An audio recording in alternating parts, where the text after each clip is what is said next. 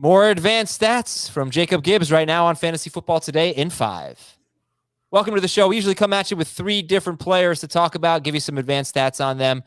And Jacob prepared some great stuff on the Pittsburgh Steelers without Deontay Johnson. Luckily for us, Deontay Johnson, he's off the COVID list, and we found out before we recorded, but minutes before. So it's just going to be 2 topics instead of 3. So we're going to start with Darnell Mooney, teamed up with Andy Dalton to face the team giving up the most fantasy points to wide receivers. How excited are you about Darnell Mooney this week? Yeah, I'm super excited. You hit on the matchup. I'm almost more excited, though, to have dodged the Chase Claypool bullet, because I feel like I've come on here like 3 separate times. And I think the last one was actually against the Ravens. And so I was a little bit nervous to come on and be all excited about Claypool again, give all these stats, and then, have him just disappoint. So we got that one out of the way. I feel much, more confident in the matchup for Mooney here. And really just what we've seen from Mooney, like as a whole this season, has been really, really exciting. He stepped in and just immediately supplanted Allen Robinson as the number 1. And we've seen him just make huge improvements across the board. His target per route run rate is up by 19% from year 1, year 2. And that's come even while running deeper routes.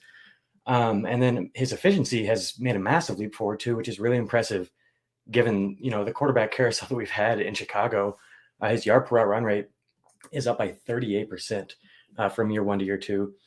And then if you look at like his target share and air yardage share, those are both in the top 12 as well, which is really impressive. I tweeted out the list of players who have both a higher target and air yardage share than Darnell Mooney on the year. And it's like 6 players, and it's some of just the absolute best receivers in fantasy. So it's been really, really impressive. It hasn't necessarily always translated to huge results, but I think we could see it do that in this matchup in Week 18.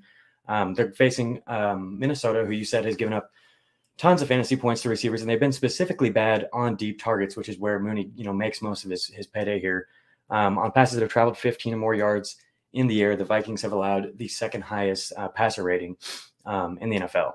And so we saw, even without Allen Robinson back last week, we saw Mooney command a freaking 39% target share and a 52% air yardage share. So we've got exact same circumstances here in Week 18, and a matchup that's really, conducive to producing efficiently on the types of targets that Mooney gets. So I'm really, really excited for him here. Okay. And what's our last topic today, Jacob? Zach Ertz, not Zach nearly. Ertz, I'm sorry. I was going back to the Steelers. No, because Ertz is another guy I'm really excited about. He's getting so many targets since the Hopkins injury. Yeah, he's not quite as exciting in terms of his ceiling projection, because his targets are coming in, drastically different way than Mooney. But he has a much, higher floor than, some of these other guys we've been talking about today. So we've got 6 games without DeAndre Hopkins for Zach Ertz. And we've seen him really be leaned on heavily over the last 3 games. But I just, to get the most objective viewpoint, we've got the 6-game sample, and in that he's averaged 14 DraftKings points per game. And he has a 24% target share, which leads the Cardinals.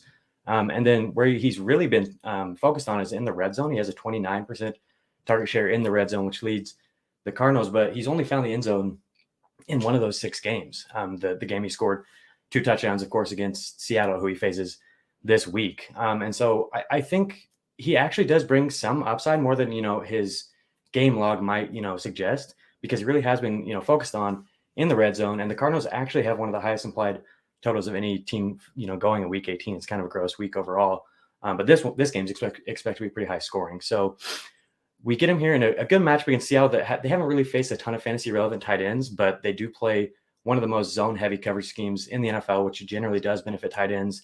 And like I said, we saw Ertz score 29 points against them, and then George Kittle hung 43 DraftKings points on them in Week 13. So I think the combination of all the zone coverage, which is generally favored Ertz and tight ends, and then also just the fact that they really keep everything in front of them. Seattle does. They have the 3rd lowest opponent average depth of target in the NFL. So everything on paper points towards another, potential double-digit target game from Zach Ertz.